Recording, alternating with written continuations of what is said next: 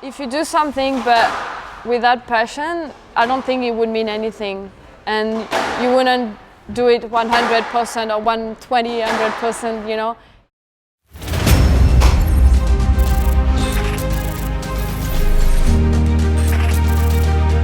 I learn from my mistakes. I continue to work hard because I know it comes down to how much I want it.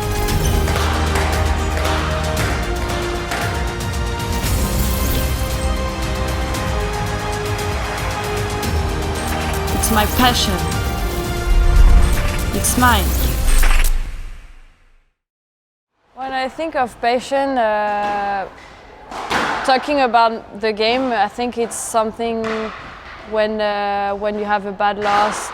I think that's always the passion that brings you back on court. It's what motivates me every day, and obviously the passion for the game, but also winning. It's such a special moment, and it's we always feel like it's so short. You want to enjoy it as much as you can, but the next day you're like, oh, that's already over, that's already gone, and then the next thing you want is to win again. But obviously that passion is also there when you lose, because all those emotions come out. I mean, as for me, I would easily cry after a bad loss or after a loss, and I would have all these negative thoughts. If I played bad, I would say that I would think the worst of myself, and then like 2 days later you kind of digest the process, and you're like, okay, I want to go back, I want to do better, I want to work harder, and that's also passion, because you want to become a better player. I remember one year the World Open was in Malaysia, Kuala Lumpur, and I played Nuran Goha in the quarterfinal, and I think that year with my staff we really focused on, you know, this particular tournament, and so I was really looking forward to it, and losing in the quarter was a big disappointment, and Nuran was coming strongly, you know, but she was not at the top yet, and I thought you feel miserable after, and for 2 weeks, and that was the first time I felt so down for that long.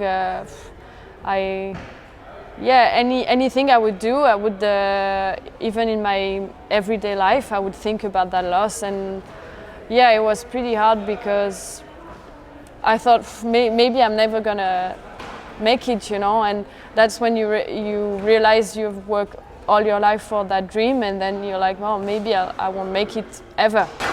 So it took me a while to get through the process, but as I said, the passion for the game at the end was stronger, and I think if I didn't have that passion, I think the day I stopped having that passion, I would stop playing.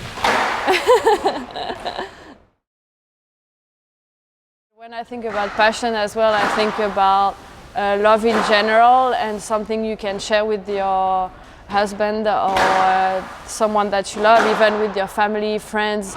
It's something, it's a very strong feeling, and I think sharing my life with Quentin, being another professional, you know, athlete, that's exactly what I needed. I don't think I could have shared my life with someone not in sport, because I think it's so important to understand what the other one do, and he's also so passionate about what he does, but also about what I do.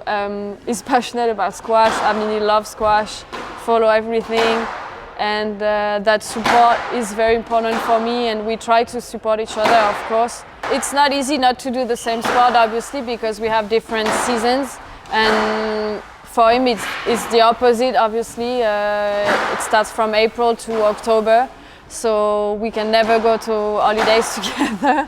We never have the same schedule, but it's something we knew when we started dating. You know, we knew it would be difficult sometimes, and even after 9 years together, it's still difficult to be away for more than 2 weeks. And even if we get used to it, it's not something that is easy to deal with. But as I said, the love and the passion that we have for each other is stronger than the time away.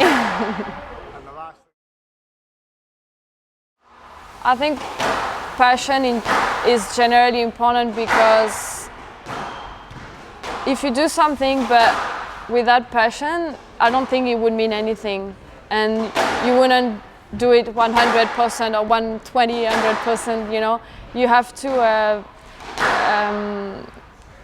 find that strong feeling that makes you wake up and get up every day and do something that you love, you know, every day. If not, what's the purpose of life?